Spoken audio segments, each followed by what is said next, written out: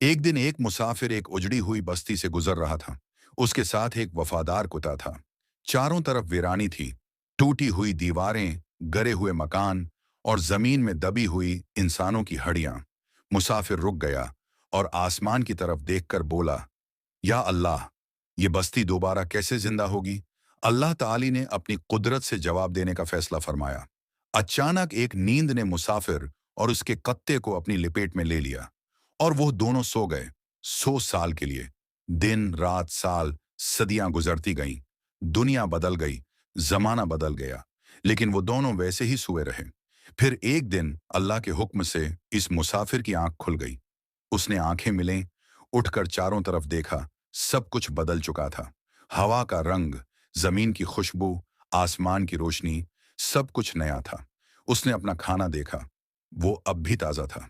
मगर जब उसने अपने कुत्ते की तरफ देखा तो वो सिर्फ हड्डियों का ढेर बन चुका था।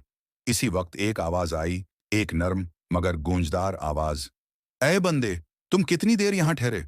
मुसाफिर ने आजिजी से जवाब दिया, शायद एक दिन या आधा दिन। अल्लाह ने फरमाया, नहीं, तुम 100 साल सोए रहे।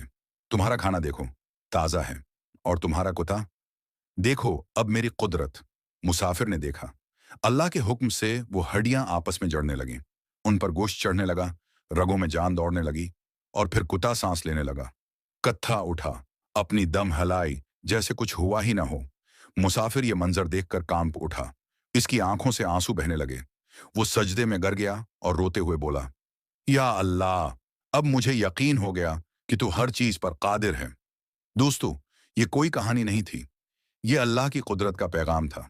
वो जिसे चाहे, जैसे चाहे, जब चाहे जिंदा कर सकता है। अगर वीडियो अच्छी लगे तो चैनल को सब्सक्राइब कर दें।